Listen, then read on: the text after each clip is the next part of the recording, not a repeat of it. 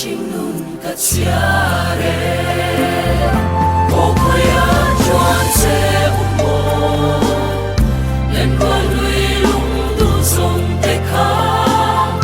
tam pen wa tin swan a clear valley ngai ve hian ka ring chi ka len wa lui song te kha o koya chuan se umo len wa lui lung du song te kha tam pen wa tin swan a clear valley ngai ve hian ka ring chi ka len